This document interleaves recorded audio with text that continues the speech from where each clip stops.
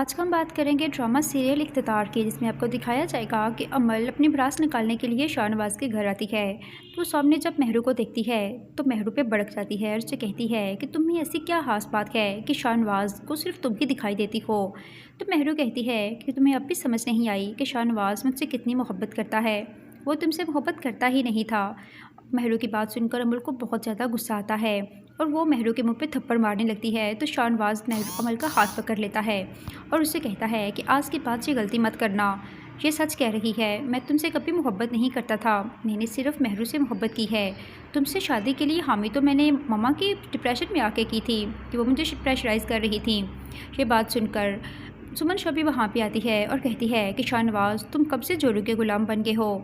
ये मेरा हुक्म है, तुम अभी और इसी वक्त महरू को तलाक दो और उसे इस घर से चलता बगड़ो। ये बात सुनकर शाहनवाज़ कहता है कि ऐसा तो कभी भी नहीं हो सकता। महरू मेरी बीवी है और इस घर की बड़ी बहू, ये इस घर से कहीं भी नहीं जाएगी। तो शाहनवाज़ की माँ कहती है कि ये क्या हो गया है तुम्हें, तुम कब से महरू की ज़ुबान बोलने लगे हो। तो शाहनवाज़ कहता है कि मैंने आपसे पहले भी कहा था कि मैं महरू से मोहब्बत करता हूँ। मेरी ज़िंदगी में अब किसी और के लिए कोई गुंजाइश नहीं है। ये बात सुनकर सुमन शाह को शाहनवाज़ पे बहुत ज़्यादा गुस्सा आता है। साथ ही नाज़रीन आप देखेंगे कि ज़ैन शाह अपनी माँ से बात करता है और कहता है कि भाई महरू से शादी सिर्फ़ और सिर्फ मेरी वजह से करके उसे इस घर में लाए थे।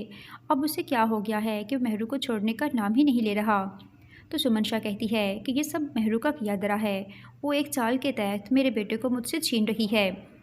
तो ज़ैन शाह कहता है कि ऐसा नहीं हो सकता। मैंने तो बहुत कोशिश की थी कि महरू और शाहनवाज़ अलग हो जाएं, मगर पता नहीं कैसे शाहनवाज़ ने शादी से इनकार कर दिया। तो अमल कहती है कि मैं भी जब तक महरू और शाहनवाज़ को अलग नहीं कर लेती तब तक चैन से नहीं बैठूंगी। अब मेरी भी ज़िद है, इन दोनों को अलग करके ही रहूँगी।